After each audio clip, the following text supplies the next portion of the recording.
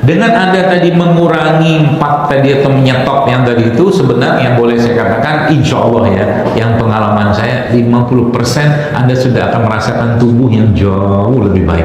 Benar? Pro itu bakterinya.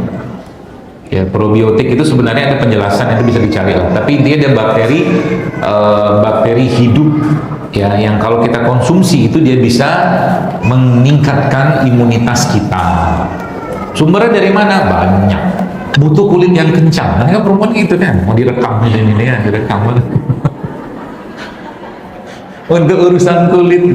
Jadi kalau kata guru saya itu bisnis kesehatan itu bisnis tidak akan pernah selesai. Kalau benar, gitu ya. Contoh nih, kulit keriput, kan? Ya. Terus apalah, apa tuh namanya, garis-garis muka, gitu-gitu. Saya udah ngerti istilah itu kan. Yang biasa perawatan sekian jam, bayar berapa juta gitu. Padahal kalau ngerti kaidahnya, sederhana sekali. Anda mau punya suplemen anti-aging paling kuat, maka saran saya apa?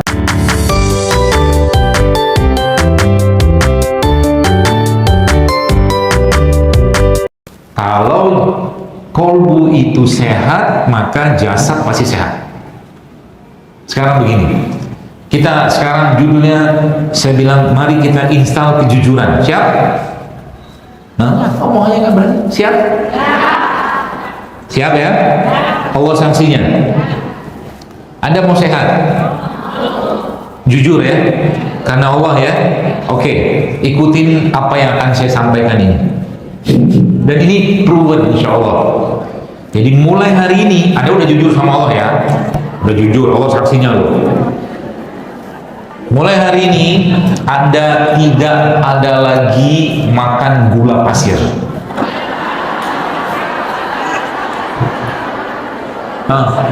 Macam mana? Oke. Sudah. Mau nggak? Jujur ya, mulai hari ini.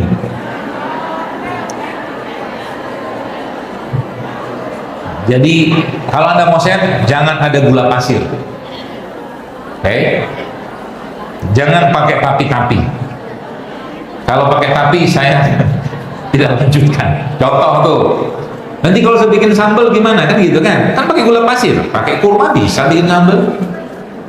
Benar, belum pernah nyoba sudah saya ajarin caranya. Sambal kurma, cabai rawit, bawang putih, garam sama kurma udah enak. Beneran. Ya, akhirnya otak kita kan mikir. Ya, makanya judul mikir-mikir ini belum selesai, baru satu ban, baru selesai satu. Makanya saya bilang Quran itu ngajak kita mikir. Mulai hari ini tidak ada gula dalam segala produk turunannya. Jadi kalau Anda nanti misalkan, ini bukan mengharamkan, bukan. Judulnya kita mau melatih diri kan gitu. Nanti dibilang, oh Jalil Akbar mengharamkan gula pasir. Pasir lagi saya. Udah banyak yang tahzir saya kan. Oh bio tahziran. Jadi produk yang menggunakan gula pasir stop. Berarti kira-kira kalau ada roti makan nggak? Makan lah, halal. Tapi jadinya kalau mau naik level, ntar dulu, ya. Terus yang pertama itu udah sering saya sampaikan, misalkan, oke, yang kedua apa? Nggak ada minyak goreng, sawit. Kalau mau goreng, pakai minyak kelapa. Kalau kita mau goreng, lebih baik mesti digoreng dulu lah, latihan dulu lah. Yang ketiga apa? Nasi putihnya dikurangi. Ya, nanti saya kurus, tenang. Saya bukan penganut diet tidak makan karbo. Saya makan karbo juga kalau perlu. Kalau perlu makan karbo, tidak apa-apa. Anda bisa makan kentang, makan ubi, makan apa, nggak mesti nasi. Misalkan begitu, nasinya nanti Anda harus topping dan modified sedikit. Oke? Itu nasi. Kemudian yang terakhir apa? Terigu. Udah. Mampat. Kerjain aja selama 2 minggu ke depan, nanti badan Anda mulai bereaksi itu. Coba aja.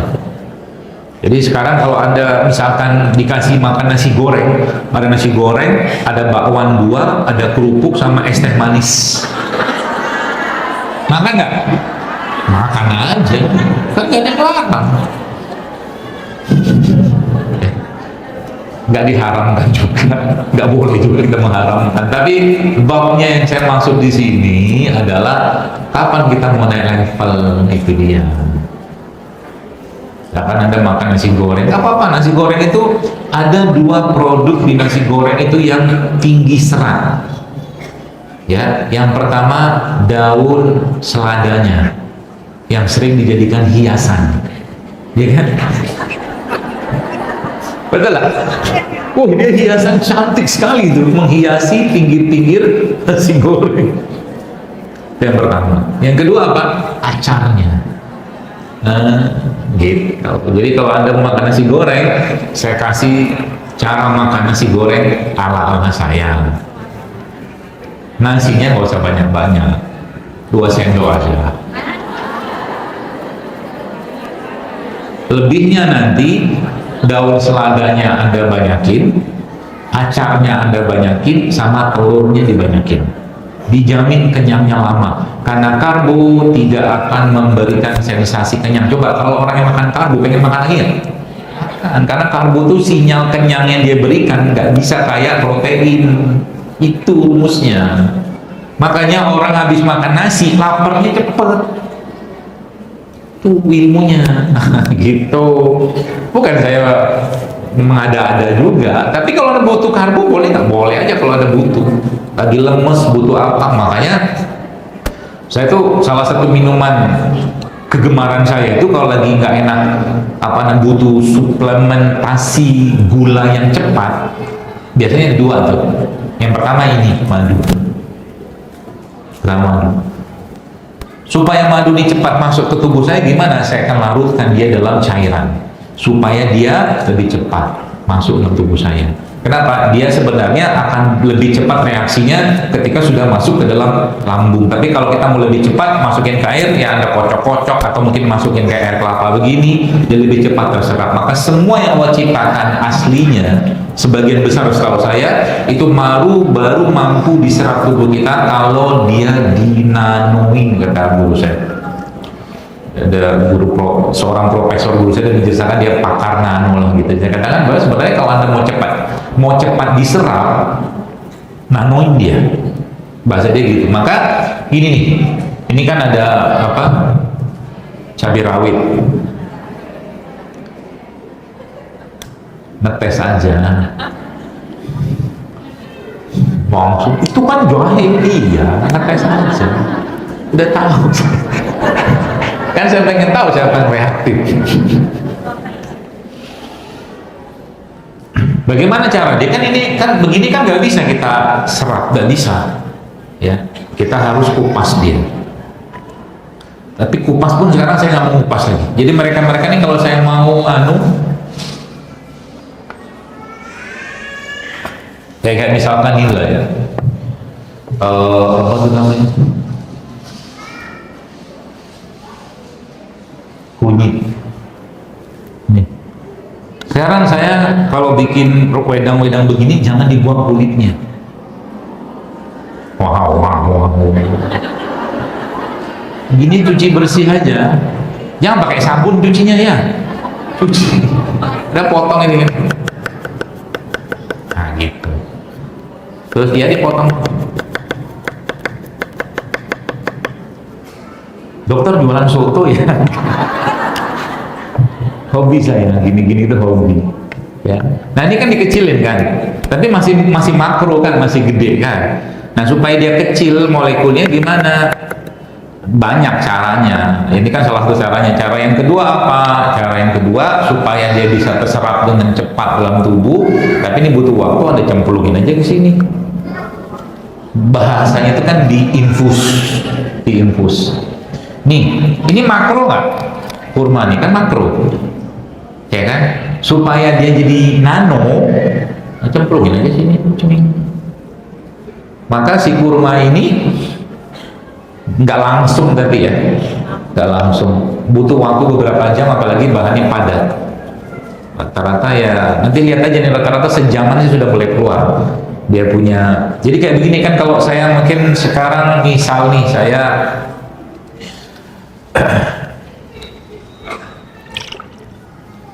Anda lihat apa di sini? Air. Sama apa lagi? Tangan saya. Bukan. Ada kelihatan asam amino nggak? Nggak tahu lah kita. Ada protein nggak? Vitamin, mineral nggak kelihatan semua. Allah jadikan mereka ini tak tampak mata kita. Itu bahasa nano itu. Ya. Jadi apa yang terjadi ketika ternano kayak begini, maka dia gampang banget diserap tubuh, lebih cepat. Makanya tadi ini sudah nano sebenarnya. Dalam hal ini kalau Anda buka datanya, ada protein, hidrat arang, macam-macam lah, tinggal baca lah itu. Tapi bagaimana caranya dia bisa lebih cepat diserap tubuh? Ya Anda campurkan katakanlah kayak begini nih. Ya, lalu Anda aduk-aduk. Makanya nanti saya kasih ilmu baru. Ilmu ala-ala saya, coba nih, tapi efeknya cepat banget. Jadi nanti bapak-bapak, ibu-ibu, kalau Anda bikin kayak begini, ya, katakanlah, saya bikin Anda bikin jahe, serai, apa segala macam, kasih air hangat, apa-apa gitu kan. Jadi fungsi air hangat itu sebenarnya, atau air panas itu mungkin perebusan itu adalah memecah molekulnya dia. Makanya jangan lama-lama. Oke, makanya kalau ini dibakar, rusak nggak? Rusaklah dia. Saya nggak tahu tuh cerita ilmu dari mana orang ngebakar kelapa. Orang begini aja Anda buka paling 3-4 jam sudah bau, ya kan? Apalagi dibakar, rusaklah enzimnya dia, gitu loh. Bayar mahal lagi kita kelapa bakar. Nah gitu. Nah jadi lu sekalian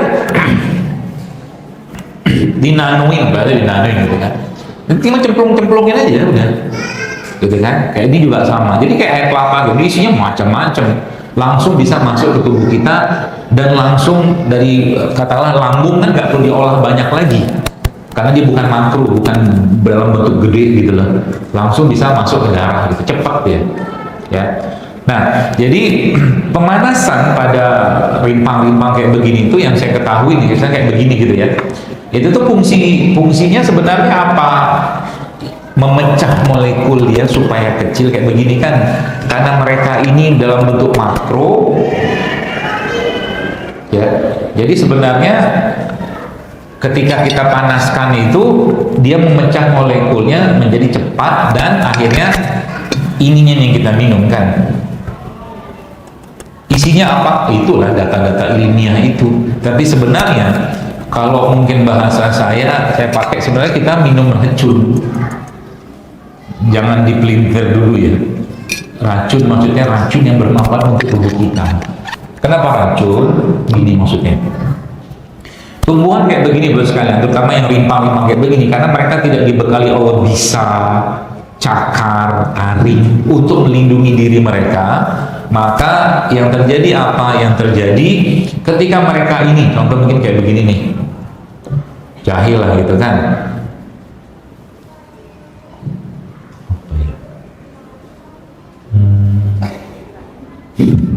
Saya mau ngapain lagi? Duduk.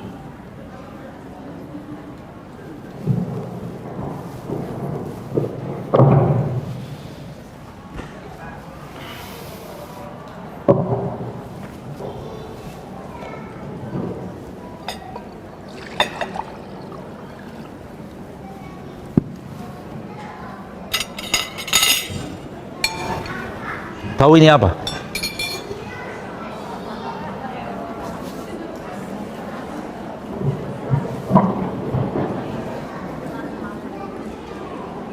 Kalau mungkin orang Jawa bilangnya kentos kali ya. Ini coba buka datanya, ini masih banyak kandungan gizinya loh ini kentos ini. Coba lihat. Saya mau ngomong itu bukan itu. Yang saya mau ngomong itu ini.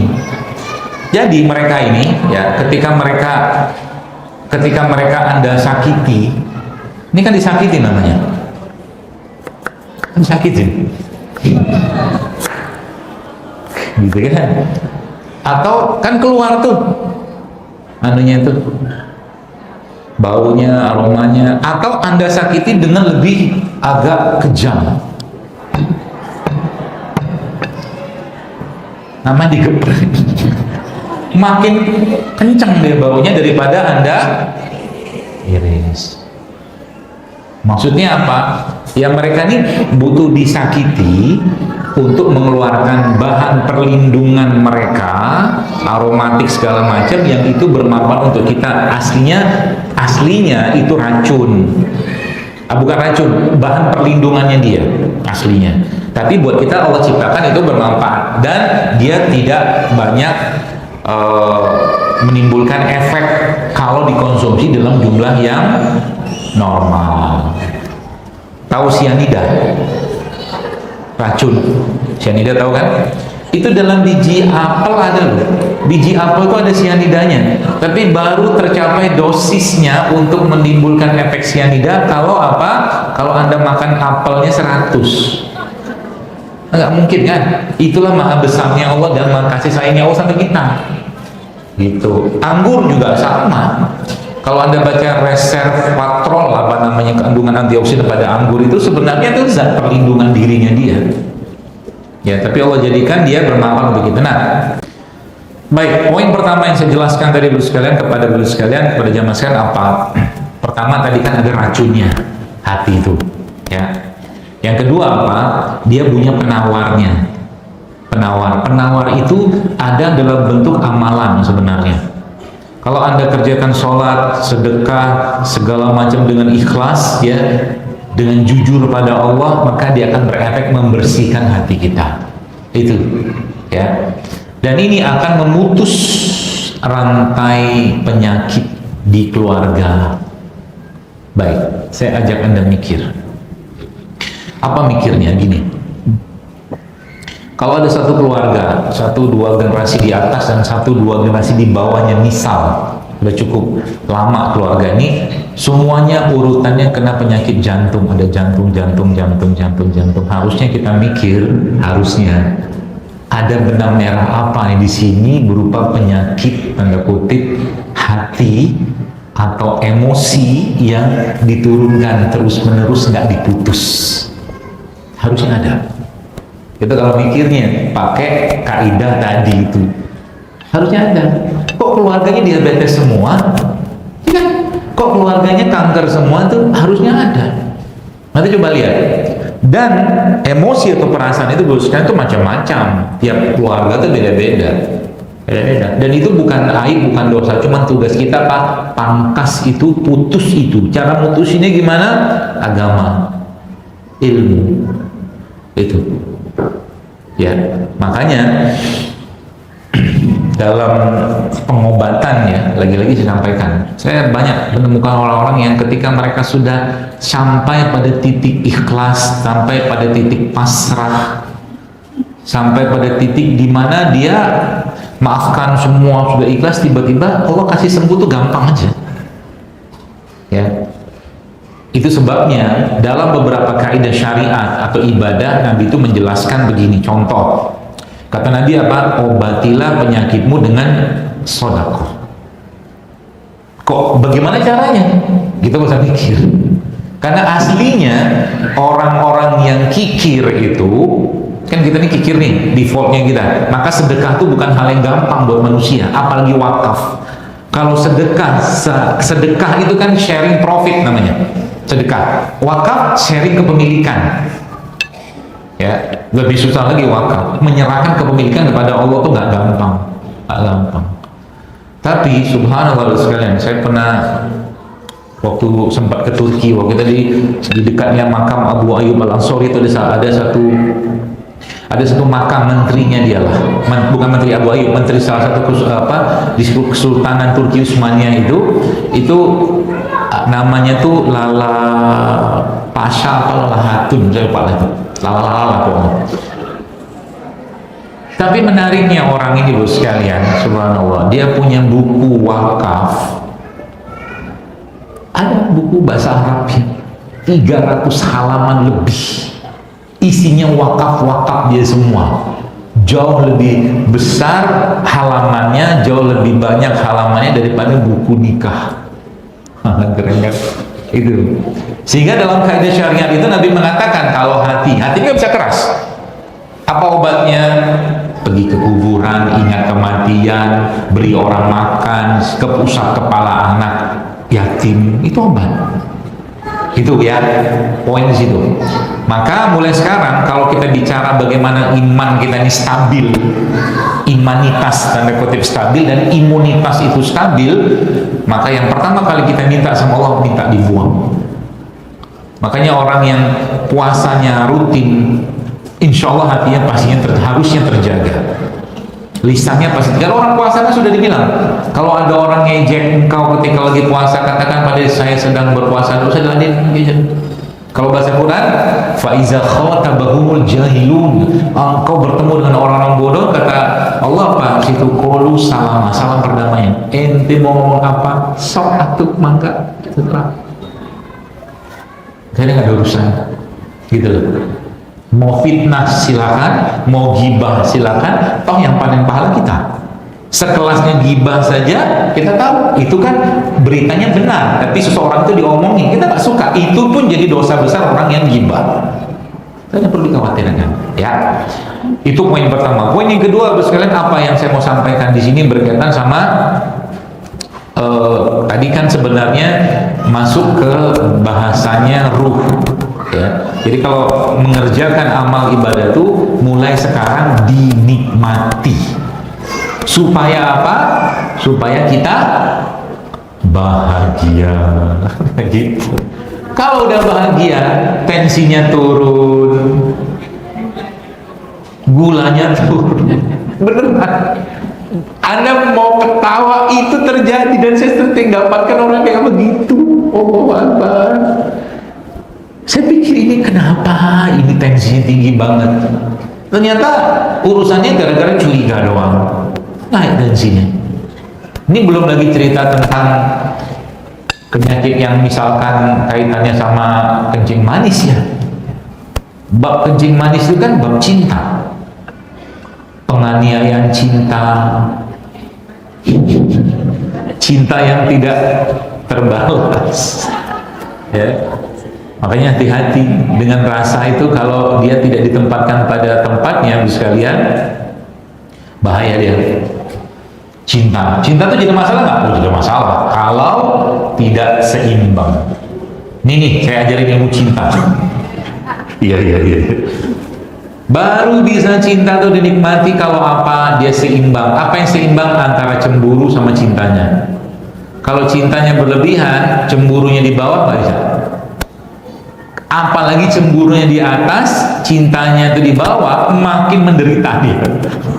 Beneran, baru bisa nikmati. Makanya dalam Islam, Nabi sudah katakan cemburu itu tanda cinta. Tapi kalau cemburunya dosisnya kelebihan, yang muncul apa? Kemarahan, penyakit dia, gitu. Maka cinta itu jadi obat aslinya. Bu, saya melihat masya Allah ya, ada seseorang ya, subhanallah, kanker apa ya, kanker paru saya. Pokoknya kankernya cukup membuat dia sangat kesakitan.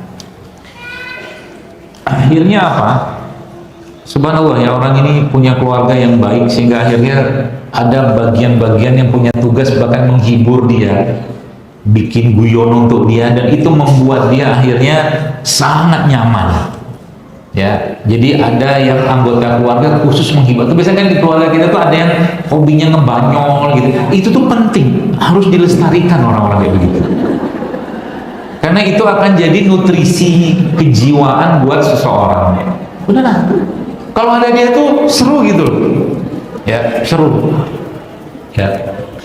Jadi akhirnya singkat cerita, dia punya tumor ya, segala macam yang cukup berat lah ya. Bahkan sudah menjalur sana kemari, tapi akhirnya keluarga tuh support luar biasa ke beliau ya.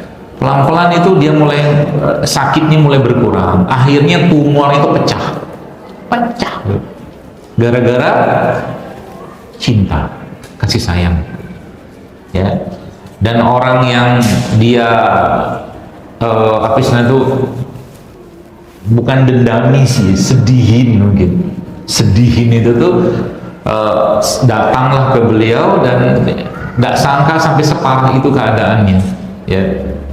Akhirnya sudah mulai agak membaik, pecah segala macam, itu beliau meninggal, tapi meninggalnya bagus, gitu loh. Jadi kalau kita sudah paham, sebenarnya dalam Islam itu, kalau kita bicara psikologi itu sudah include sebenarnya dalam ilmu syariat sebenarnya. Nabi itu kalau ada Abu Bakar datang, Umar datang, Utsman datang, Ali datang, cara ngomong Nabi tidak sama. Karena bagian dari karakter sebenarnya. Dan itu dalam agama dipelajari. Ya, bukan dipelajari, ada babnya. Ya, seperti itu. Nah, jadi itu. Sehingga nanti kalau kita bicara tentang tadi ada bahasanya ruhnya tadi, Anda harus menikmati itu. Sholat harus menikmati, sedekah, sehingga nanti dia pelan-pelan membuang itu. Yang pertama. Yang kedua, bahasa adalah makanan kejiwaan, makanan jiwa, makanan emosi. Ya, contoh Anda sukanya misalkan ibu-ibu atau bapak-bapak, misalkan seorang bapak itu disukanya mancing, pergilah mancing. Ya, dia mancing, kadang-kadang mancing duduk dapat, balikin lagi ikannya. Karena buat dia bukan ikannya, tapi mancingnya itu. Makanya kalau anak-anak misalkan di pondok, ya coba lihat anak Anda yang sudah punya anak di pondok, Anda kirimilah dia hadiah macam-macam atau makanan macam-macam untuk dia. Dia sebenarnya bukan butuh itunya. Aslinya dia pengen ke warung, jalan sama temennya, jajan di warung, itulah makanan dia, hiburannya dia, yang orang sekarang sebut dengan hilang-hiling gitu loh. Tapi itu aslinya makanan, tapi dia nggak boleh berlebihan, harus pas. Ya, makanya kalau saya sekarang, saya mencoba mendidik jiwa saya. Contoh begini, saya dokter minum kopi, saya minum. Tapi kalau nggak ada kopi gimana? Ya nggak apa-apa. Sebab ada orang yang saking luar biasanya dibutuh makanan jiwa dan emosi tadi, dia ngomong begini, kalau nggak ada kopi pusing saya. Itu artinya dia sudah keikat di situ, Anda nggak boleh. Jadi kalau saya minum kopi, saya sudah letakkan kopi itu pada fungsinya, porsinya. Contoh misalkan, saya tidak akan mendapatkan atau mau minum kopi pakai gula pasir, biasanya jelas saya tidak mau. Karena biasanya setelah pahitnya kehidupan itu ada manis yang kita rasakan. Minum kopi kan juga sama. Oh gitu kan, nanti lama-lama manisnya muncul di ujung-ujung. Biasanya begitu.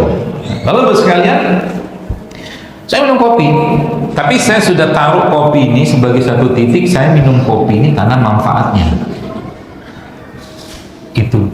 Sehingga apa? Yang saya cari bisa jadi saya minum kopinya pelan-pelan gitu kan, saya nikmati. Tapi bisa jadi saya karena judulnya manfaat, saya minumnya agak cepat. Kenapa? Karena saya imbangi antara manfaatnya tadi dan kenikmatannya. Jangan berlebihan. Bolak-balik ngopi aja kerjaannya gitu kan, nggak bisa kayak begitu. Ya, itu makanan jiwa. Tadi kan makanan ruh. Ya, itu juga Anda nikmati lagi. Dokter saya itu kalau sudah ketemu teman saya bahagia banget, aku pulang sama teman. Itu masuk dalam bab, dalam syariat ada. Ya, saya pernah tulis, saya pernah dalam sebuah kajian saya pernah sampaikan itu salah satu mood boosternya kita itu adalah ngumpul sama teman, tapi pilih teman. Jadi jangan, kalau memang Anda butuh ketemu teman, cari aja teman. Ya, tuh. Tapi tadi jangan berlebihan, ya. Nah, apalagi banyak, ya. Itu jadi makanan ruh tadi sudah, makanan jiwa tuh Anda semua punya makanan jiwa yang berbeda-beda. Jangan disamakan. Coba lihat, Anda melihat orang yang main catur, ngapain sih? Ya kan? Tapi bagi main catur buat dia makanan, seneng dia main catur. Anda yang main bola atau yang lihat orang main bola, sepak bola itu, udahlah kasih aja bola satu-satu gitu loh, jangan rebutan, misalkan begitu. Bukan itu poinnya. Iya kan? Apain rebutin bola? Dari dulu rebutan bola nggak habis-habis. Ya, gitu loh. Ya. Nah, Anda, saya semua beda. Nah, mulai sekarang pikirkan apa makanan jiwa Anda, makanan emosi Anda. Dan itu kalau bisa difasilitasi, fasilitasilah. Sepanjang tidak berlebihan dan tidak melanggar syariat, kerjakan. Itu pesan saya. Ya. Ini supaya apa? Supaya nanti apa? Begini Bapak sekalian. Anda akan ketemu anak-anak ya, misalkan Anda punya anak atau kita punya anak, yang anak itu disuruh katakanlah sholat, lagi dia pengen sesuatu dan belum, dan dia nggak bisa mengontrol emosi dia kan, suruh sholat atau suruh apa segala macam, tapi makanan jiwa dia belum dapat. Akhirnya yang terjadi apa? Yang terjadi dia mengerjakan itu tidak dengan setulus hati. Itu maksudnya. Ya. Makanya bab cinta dalam anak itu aslinya, kalau Anda mau dapatkan cinta dari anak, caranya gampang. Gampang banget. Apa caranya? Jadilah orang terdekatnya dia. Gampang, nanti dia akan cerita. Cerita semuanya. Jadilah orang terdekatnya dia. Sampai nanti Andalah orang yang pertama akan dia sampaikan, Abi, Umi, Papa, Mama, saya pengen nikah. Kalau dia berani ngomong gitu sama Anda, berarti Anda orang tua yang top. Anda orang terdekatnya dia. Atau dia katakan, saya suka dengan cowok itu, saya suka dengan cewek itu, jangan dimarahin. Itu normal. Ya nggak normal kalau anak Anda cowok, suka cowok. Kan babi cinta. Kadang-kadang orang tua, kenapa begitu? Gitu kan, kenapa kamu udah jatuh cinta ya? Emang cinta dilarang? Nah gitu loh maksudnya. Saya sama anak saya sampai sampaikan, kamu jangan lama-lama nikahnya. Saya tidak mau. Kalau bisa selesai ini, selesai itu nikah. Nah, gitu. Biar apa? Belajar mandiri gitu. Ya. Oke, itu makanan ruh, makanan jiwa. Terakhir, makanan jasad. Apa dia? Ini kan makanan jasad. Ya, dengan Anda tadi mengurangi 4 tadi atau menyetop yang tadi itu, sebenarnya boleh saya katakan insya Allah ya, yang pengalaman saya 50% Anda sudah akan merasakan tubuh yang jauh lebih baik. Benar? Di sini mungkin sebagian sudah melakukan ya, kayaknya. Ya. Dan muka kita itu kan akan mencerminkan isi apa? Isi hati sama isi perut. Iya, muka kita itu Bapak sekalian cerminan dari isi hati kita dan isi perutnya kita. Jadi kalau saya ya sedikit-sedikit kadang-kadang iseng-iseng lihat muka orang gitu ya, saya bilang ya nggak usah cerita deh, nanti makan apa saya sudah kebayang lihat mukanya. Gitu. Kenapa? Sekarang contoh nih, orang kan luar biasa. Ya kalau kita belanja tuh jadi enak loh sekalian. Contoh, beli skincare ini itu segala macam biar ada kolagennya, biar kulitnya nggak wrinkle, nggak keriput, gitu-gitu kan. Ya, padahal contoh nih, kalau ngerti ilmunya gampang. Contoh, butuh kulit yang kencang. Kan perempuan gitu kan, mau direkam ini ya, direkam.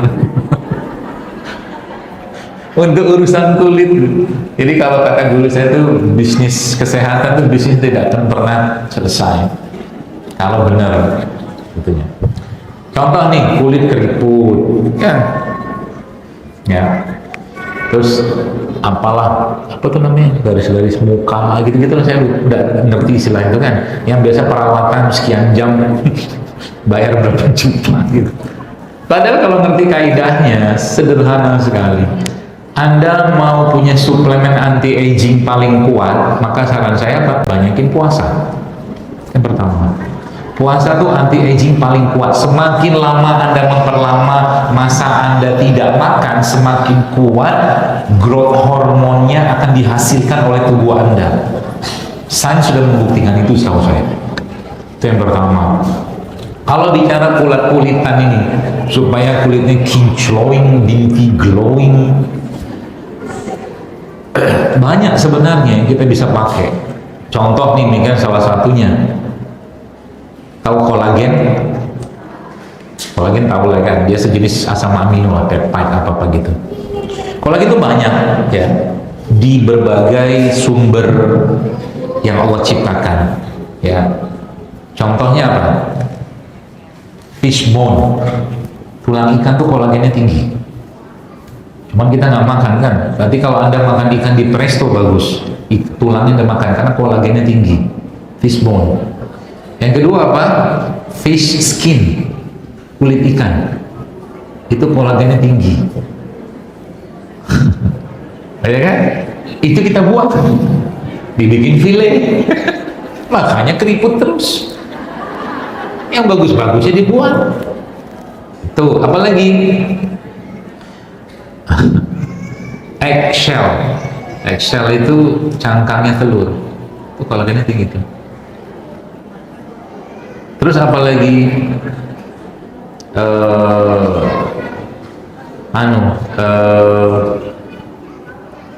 ceker ayam. Tuh kolagennya tinggi. Kemudian apalagi banyak. Termasuk juga ada salah satu produk yang kolagennya tinggi itu, ya lumayan lah ini, rumput laut. Jadi rumput laut ini ya, karena dia selain dia banyak mineral, setahu saya itu pokoknya tinggi lah mineral pada rumput laut.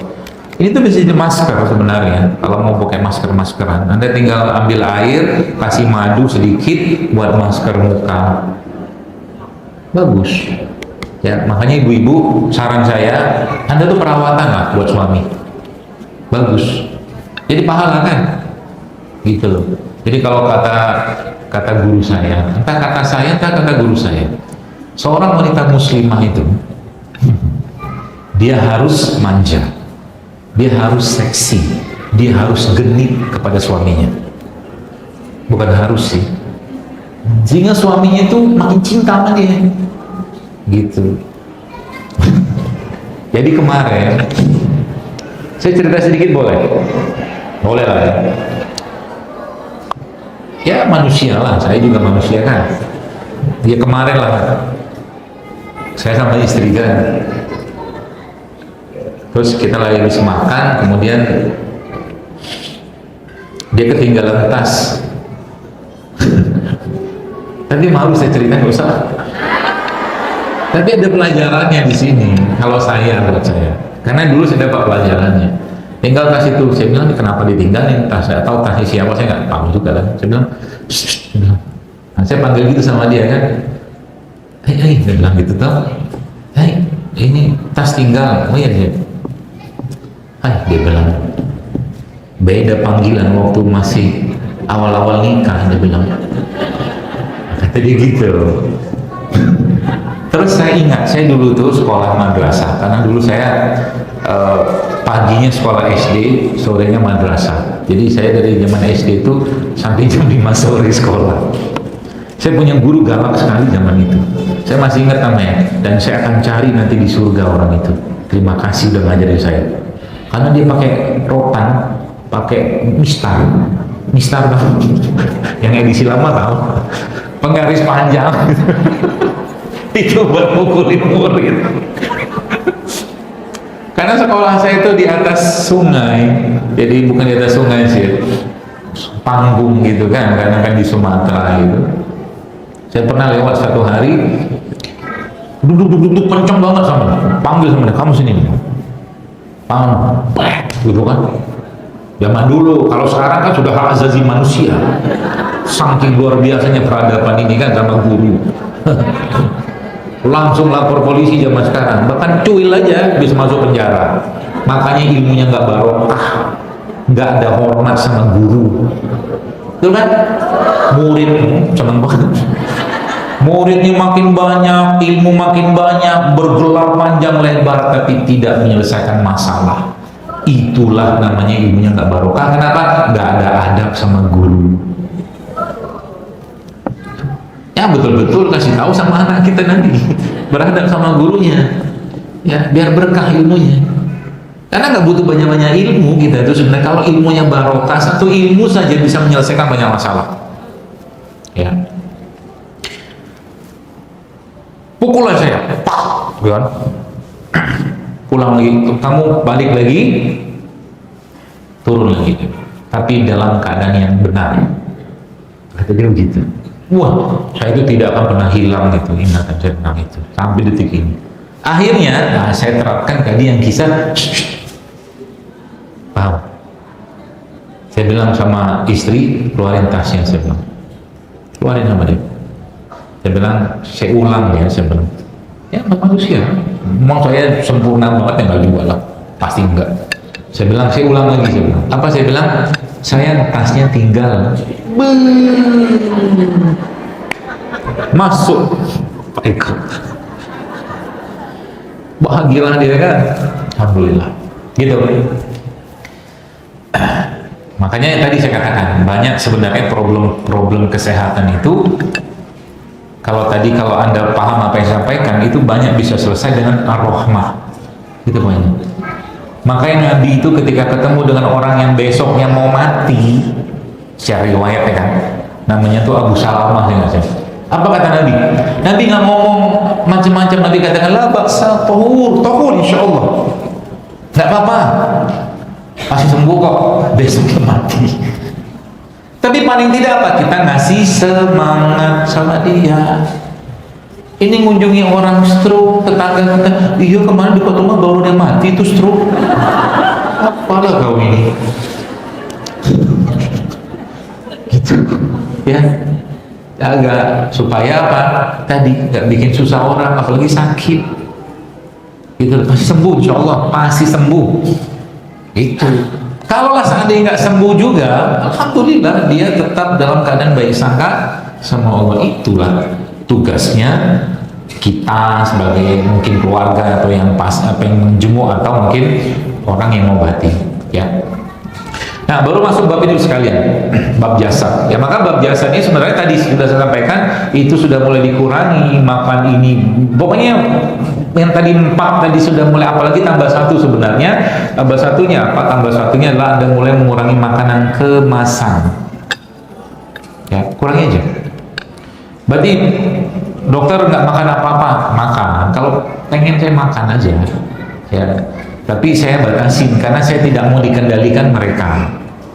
Nggak mau, gitu ya.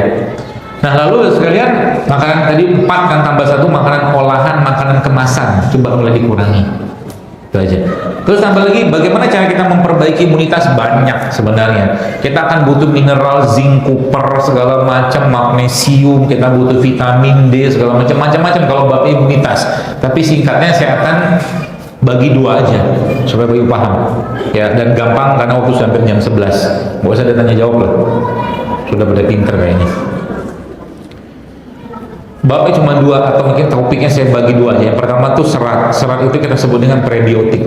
Maka dalam harian Anda mulai sekarang masukkan makanan yang mengandung serat. Oke? Okay?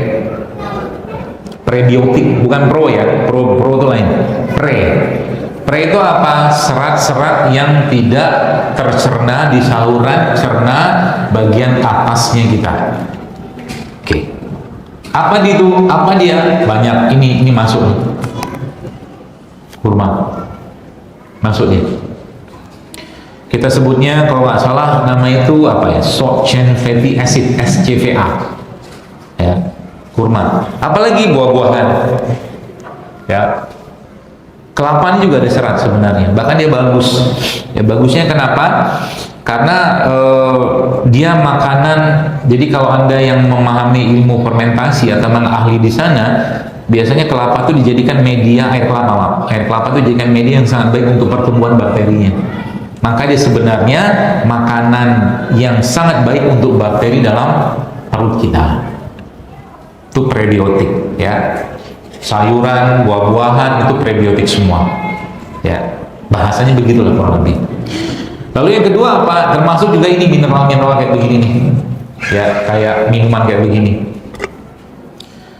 Ini sebenarnya ya kita mulai merutinkan ya mereka ini dalam sehari-hari apa aja. Anda mungkin nggak perlu, kalau nggak ada penyakit ya, kalau nggak ada penyakit ya macam-macam aja minum. Jahe, serai, kunyit ini kan bagus nih, jahe, serai, kunyit, temulawak, apa segala macam masukin aja.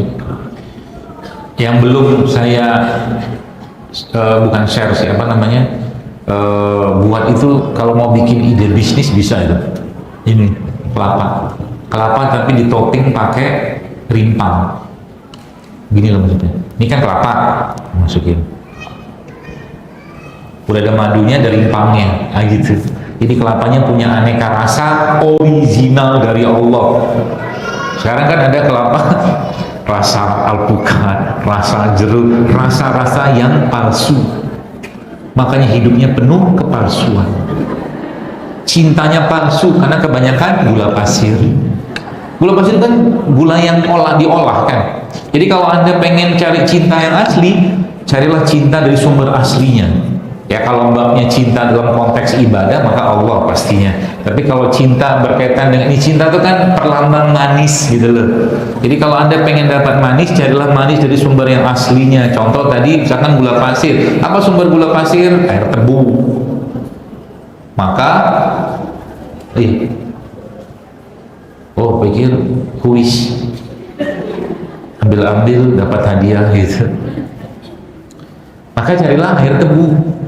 Ya, bahkan kalau Anda baca literaturnya, air tebu itu punya bahan untuk memperbaiki penyakit diabetes. Air tebu padahal. Kurma juga sama. Madu juga sama. Sepanjang dia masih dalam bentuk aslinya aman. Asal jangan berlebihan. Itu aja. Ya. Jadi contoh misalkan Anda pengen makan apa itu namanya? Daging ya, jangan makan sosis, jangan makan daging. Bukan jangan itu haram, bukan ya. Tapi makanlah dagingnya, itu maksudnya. Bahasa sekarang tuh real foodnya lah gitu. Ya, itu prebiotik. Ya, serat semua segala macam. Lalu yang kedua apa? Yang kedua tuh ini juga masuk nih. Apa tuh? Biji-bijian. Nanti kalau Anda yang punya akun salah satu TV berbayar itu, ada satu dokumenter baru yang mereka menjelaskan negara-negara yang angka harapan hidupnya tinggi. Salah satunya itu di Okinawa, Jepang. Ternyata orang Okinawa, cuma dia nggak sebut, tapi saya tahu Okinawa itu salah satu yang membuat mereka umur 90 tahun masih bisa masukin benang ke jarum tanpa kacamata. Dia cerita, orang Okinawa itu sangat tinggi konsumsi ubi ungu. Dia nggak makan nasi, dia makannya ubi. Ya, ubi ungu, ubi kuning, apa-apa gitu lah. Terus yang kedua apa? Ini yang mereka makan. Pokoknya apa-apa ini? Kunyit.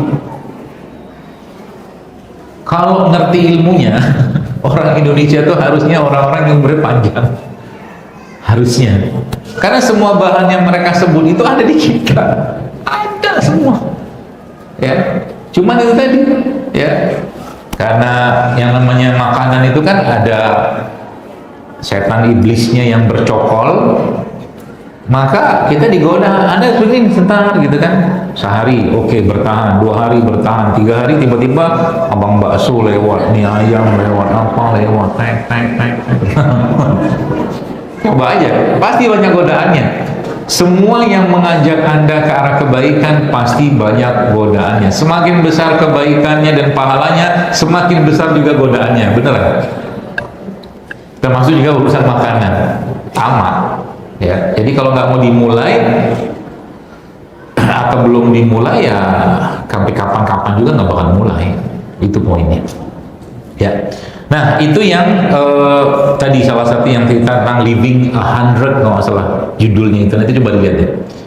Senang saya lihat begitu-begitu. Jadi kita bisa belajar. Ternyata memang semua itu bahan-bahan itu bisa gampang kita dapatkan. Ya. Nah, yang terakhir tadi kan sudah ada pre. Ya. Maka masuk yang berikutnya adalah pro. Pro itu bakterinya. Ya, probiotik itu sebenarnya ada penjelasan, itu bisa dicari lah. Tapi intinya ada bakteri hidup ya, yang kalau kita konsumsi itu dia bisa meningkatkan imunitas kita. Sumbernya dari mana? Banyak. Ini salah satunya. Atau ini salah duanya. Ini kan makanan fermentasi kan, tempe begini. Fermentasi itu fermentasi. Ada miso, ada tauco, ada kimchi, ada tempe, ini fermentasi semua. Maka ada istilah itu 1P tambah 1P, 1 probiotik tambah 1 prebiotik. Itu list menunya begitu. Kalau Anda tanya sama saya, apakah dokter ngelakuin itu? Iya. Biasa ada satu menu makan saya itu pagi-pagi misalkan, kadang-kadang saya nggak makan juga pagi-pagi. Ada satu probiotik, ada satu prebiotik. Prebiotik paling gampang ini kurma. Jadi suka kayak begini nih, misalkan ini air, ada air madu, kemudian ditambahkan probiotik, berarti dimasukin kimchi di sini bukan? Nanti dipikir masukin kimchi, enggak, kimchi dia makanan lah, tapi dia makanan fermentasi, oke lah. Cairan probiotik lah ya, kayak cuka gitu lah, cuka apel, cuka nanas, cuka madu, ya. Udah makan itu, tambah kurma, udah. Kadang-kadang saya minum kopi, itu sudah sangat membuat saya strong maksudnya nggak perlu banyak makan, karena kopi itu dia bisa menekan rasa atau keinginan untuk makan. Kalau kopinya kopi saja, tapi jangan campur gula apalagi gitu-gitu lah ya. Begitu buat sekalian, udah mulai kebayang ya 3 urutan tadi itu judulnya kalau bicara imunitas ya. Asli simple, apalagi Anda sudah mulai berdekatan dengan alam ya, apa tuh namanya, dengan matahari, dengan tanah ya, apalagi yang suka naik gunung. Saya sebenarnya nggak hobi banget naik gunung. Biasanya kalau saya naik gunung, saya butuh refreshing badan aja ya, naik bener lah, sampai ke atas gitu kan, ngetes dengkul judulnya sampai sana ya. Dengkul itu juga sebenarnya ibu-ibu nih. Nah, ini pertanyaan sering banget saya dapatkan ya, bagi yang ada masalah di dengkul ya atau tulang otot, itu paling mudah kalau Anda mau kuatkan itu. Tadi sebenarnya ada 2 yang saya bisa sarankan. Yang pertama adalah Anda minum, makan kolagen tadi itu loh. Misalkan Anda bikin sup ceker ayam, kasih bumbu ceker yang banyak sekalian, nanti ada saring saja ayamnya, itu Anda minum tiap hari. Itu bagus buat tulang otot sendi. Itu yang pertama. Terus jangan lupa kolagen itu butuh apa ya? Butuh vitamin C, butuh zinc, butuh kupar gitu-gitu lah. Nah, habis Anda makan itu ya, apa yang harus Anda makan supaya tulang yang kuat? Maka Anda oyster, tahu? Itu bagus kupernya. Kupar sama zincnya, oyster itu ya. Atau molus itu apa ya? Makanan laut lah gitu. Kalau nggak ada itu, paling gampang lagi pakai beef liver bukan liver, hatinya sapi, itu bagus, zinc sama kupernya. Jadi kolagennya Anda makan itu buat apa? Buat tulang otot sendi gitu-gitu lah. Nah, termasuk satu lagi yang saya sampaikan itu buat serat, buat pencernaan juga, ada namanya bone broth, kaldu tulang. Sudah tahu cara bikinnya? Tahu lah, ibu-ibu boleh jago. Yang jelas dia lama baru keluar itu kan, udah 8 jam gitu kan. Ambil air, campurin bumbu-bumbu segala macam, masukinlah tulang. Ya. Bagusnya tulang yang kokoh, sapi, kambing gitu-gitu lah. Nanti itu diminum. Kalau bisa seharian dan minum 1 gelas begini bagus. Ya, airnya ya. Airnya. Itu buat tulang, buat lambung juga bagus. Tapi jangan plain, harus ada bumbunya biar enak. Gitu ya. Mudah-mudahan kebayang ya. Termasuk juga madu ya, madu. Ini tuh menjadi makanan rutin kita tiap hari lah ya. Madu, kurma, zaitun, segala macam, sampai ini tadi, dia akan memperbaiki dirinya sendiri. Ya, kayak mobil di servis atau di salon, gitulah. Salon jadi makin cakep dia badan itu. Ya. Tapi pertanyaannya, nanti kan mati juga, betul.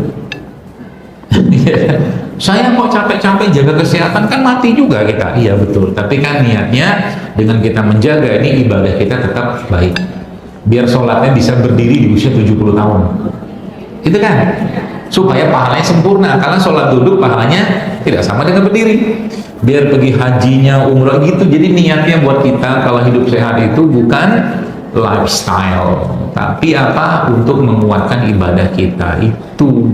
Sehingga apa? Sehingga ketika kita mau nyampah, mikir nyampah makannya nggak bener gitu ya. Dokter, suami saya sudah 6 tahun berhenti merokok, tapi baru tahun ini di ronsen paru-parunya seperti ada kabutnya, jadi belum bersih. Suruh naik gunung. Naik gunung. Ini beneran saran saya.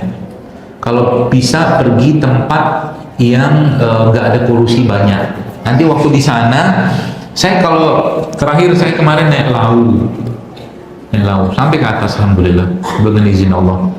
Itu kalau pas naik agak-agak tempat-tempat yang bagus, saudara, saya memang kayak orang sesak nafas gitu, sekencang-kencangnya bersih paru kita. Itu rahasianya. Kalau Anda bisa, sini kan banyak daerah Bogor atau itu gitu, dirutinin supaya nanti dibersihkan sih sama alam itu. Apalagi di situ Anda bisa ketemu mata air yang tidak perlu Anda rebus lagi airnya, itu juga bagus. Minum airnya.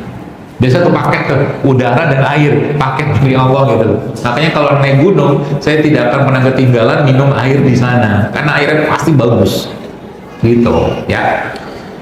Saran saya itu kepada bapak ibunya ini yang bertanya nih. Kemudian yang kalau rimpangnya apa? Rimpang-rimpang yang hangat aja pakai tiap hari. Kalau bisa campuran beberapa jenis rimpang. Contoh ya, jahe, serai, lengkuas, jahe, serai, lengkuas itu 3, sama satu lagi jahe, lengkuas, serai, sama 2-nya itu cengkeh sama kapulaga. Nanti minum tiap hari itu. Insya Allah membantu. Sama makanan berlendirnya, kalau bisa yang tadi 4 itu ya jangan dimakan.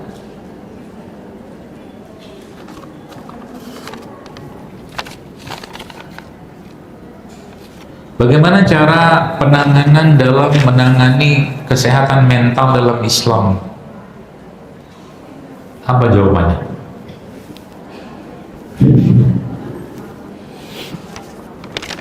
Kalau orang yang kalau kita sudah belajar agama, harusnya penyakit-penyakit, saya kadang-kadang bingung kok ada penyakit itu, gitu loh. Saya nggak usah sebutin apa lah penyakitnya, nanti marah yang kena penyakit itu, baper dia. Harusnya nggak ada penyakit itu, ya. Penyakit yang hubungannya, ya kalau saya sebut nanti tersinggung bawahnya orang. Dan ya kayak penyakit anxiety, cemas itu harusnya nggak ada. Kok tiba-tiba ada? Cemas, was-was, kok tiba-tiba ada di zaman sekarang gitu loh. Saking cemasnya itu, ada beberapa orang tuh saya kadang-kadang nggak bisa pikir. Saya diceritakan, saya belum pernah lihat orangnya. Dia wudhu, tuk gitu. Belum selesai wudhunya, dia wudhu lagi. Dia bilang, kayaknya batal tadi. Dia kan was-was. Boleh lagi cerita cemas. Apalagi cemas itu kan pakai bahasa, ini kalau nggak gini gimana? Jika maka. Padahal kalau dipelajari Al-Quran, kalau kita belajar ayat-ayat tentang sesuatu hubungan dengan ketenangan hati, jiwa, apa yang mau dikhawatirkan? Apa coba? Saya sampai pernah ya, contoh nih, ada seorang ibu pernah konsul ke saya. Tak dapat dari mana lah ceritanya tuh, dia sampai ketemulah saya. Panik luar biasa, gara-gara apa? Gara-gara ada batu empedu ukurannya secuil. Saya bilang, saya marahin, saya omel, Bu, saya bilang, nih saya ngomong secara yang saya pahami, saya bilang begini. Ibu pernah kolik nggak? Karena batu itu daruratnya kalau dia kolik ngumbat, sakitnya luar biasa. Itu kolik, pernah nggak? Nggak pernah. Terus apa yang ibu takutkan? Nanti kalau saya operasi gimana begini? Ya sudah, masuk operasi, apa masalahnya? Ibu takut dengan hasil ininya, saya katakan nggak usah ditengok hasil itu. Bahkan terakhir saya dapat, ini cerita ya, tapi bukan untuk menjelek-jelekan siapapun atau apapun. Ini cerita dari salah satu guru saya. Ada bapak-bapak, temannya beliau, dia cerita, dulu bapak ini minum kopi aman aja, gak ada masalah sama sekali. Entah kayak gimana, suatu hari dia tes alergi. Oke? Tes alergi, diteslah sama tes itu, dan ternyata disebutkan Anda alergi sama kopi. Sejak dia membaca tes itu, dia nggak bisa lagi minum kopi. Coba, Kita tuh hati-hati loh yang masuk ke pikiran kita. Maksudnya itu, kalau Anda nggak perlu dimasukkan, jangan dimasukkan. Ngapain? Gitu loh. Contoh nih lagi ya, ini kan masalah mental ini kan was-was, cemas, macam-macam banyak. Saya juga belum pelajari detail, tapi saya belum mau menuju ke sana gitu loh. Bisa dipelajari, dan memang syariat memang memberikan arahan tentang itu. Syariat dulu bahasanya, baru kita bicara tentang apa yang dimakan gitu. Ibu saya itu sudah meninggal, Allah yarham, kena diabetes. Waktu cek gula darah itu, gula darahnya bahkan hasil tes gula darah itu nggak ada angka lagi, high. Kan bisa tulis tuh high di atas berapa gitu, saya lupa 500 atau berapa itu. Tapi karena emang ini sudah, ya orang-orang zaman dulu kan, maksudnya orang tua zaman dulu tangguh-tangguh menurut saya gitu. Apa yang terjadi sekalian? Ya sudahlah, dia bilang. Memang kalau nanti wayanya mati, matilah, dia bilang. Selesai gitu kan. Kata yang menegaskan prinsip hidup. Kalau memang sudah wayanya mati, mati. Bukan dijejali dengan informasi tentang penyakit ini itu segala macam. Ya, akhirnya tiap hari cemas. Kalau saya nggak makan obat ini segala macam, subhanallah sekalian. Bukan saya menafikan obat-obatan, bukan. Tapi maksud saya akhirnya beliau tata ulang makannya beliau. Hanya makanan, stabil gulanya, subhanallah. Bahkan kesehatannya setelah justru kena diabetes itu makin baik gitu loh. Kenapa kayak begitu? Ya tadi, jangan semua dimasukkan informasi itu ya. Kalau nggak perlu nggak usah dimasukin gitu. Apa? Makanya dalam Islam nih, contoh kesehatan ya, kalau bab kesehatan mental. Sekarang ada satu penyakit di kalangan orang modern, namanya Pak kepo.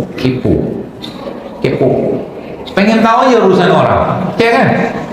Sekarang saya tanya, kepo itu dibahas nggak secara syariat? Mungkin Anda bilang saya nggak tahu kan, tapi ada. Nabi bilang begini, salah satu tanda berimannya seseorang itu adalah dia meninggalkan hal yang tidak bermanfaat, termasuk tidak mencampuri urusan yang bukan urusannya. Itu kan kepo. Dimasukkan ke dalam bab keimanan, coba. Paham ya? Jadi kalau sekarang kita bicara tentang kesehatan mental itu apa? Ujung-ujungnya apa? Ini iman. Iman itu ada anunya, cabang-cabangnya. Itu cabang itu dikuatin. Ya. Yang kita pernah dengar ada hadis yang Nabi mengatakan itu salah satu cabang iman itu adalah apa? Adalah mengambil duri atau apa di jalan, itu kan kata Nabi kan? Itu yang paling rendah kalau nggak salah hadisnya itu. Jadi dia punya penguat ini yang kita kuatkan supaya iman itu kokoh. Kalau nggak perlu dipikirin, jangan dipikirin. Contoh mungkin apa ya? Ini pertanyaan juga sudah pernah disampaikan oleh para ulama. Ya, Allah itu beristiwa, summastawa 'alal 'arsy. Allah itu beristiwa. Beristiwa itu apa? Bersinggah sana. Itu kata Quran. Singgah sana Allah itu di mana? Hadis menyebutkan singgah sana Allah itu di atas air. Sudah sampai situ, stop. Tap. Imam Malik mengatakan mengimani Allah beristiwa itu wajib. Tapi bertanya tentang bagaimana cara Allah beristiwa itu tidak boleh. Paham ya? Tidak ada urusannya kita, apalagi masuk ke ranah-ranahnya Allah, fatal akibatnya. Salah satu contoh kefatalan apa? Ini, hati-hati. Ketika seorang pasangan suami istri punya keturunan anak gitu ya, anak pertama laki-laki, anak kedua laki-laki, anak ketiga ngarapinnya apa? Perempuan. Ketika anak ketiga keluar laki-laki, muncul kalimat iya laki-laki lagi. Oke? Tanpa sadar dia sudah masuk ke ranahnya Allah, maka anak ini sudah mendapatkan beban dari orang tuanya sebagai anak yang tidak diinginkan. Penyakit nggak? Penyakit. Tinggal tunggu waktunya. Nauzubillah min dzalik. Jadi hati-hati dengan masuk ke area Allah itu. Nah, penyakit kesehatan mental ini beberapa itu saya coba sedikit saya potret-potret masuk ke areanya Allah sebenarnya. Ya nggak perlu, sehingga apa? Pasti cemas, takut, gitu kan? Makanya dalam syariat Umar bahkan mengatakan begini nih. Lihat, kalau kebablasan ini efeknya. Kata Umar begini, pelajarilah bintang, kata Umar. Bintang di langit itu sebatas untuk mencari petunjuk arah.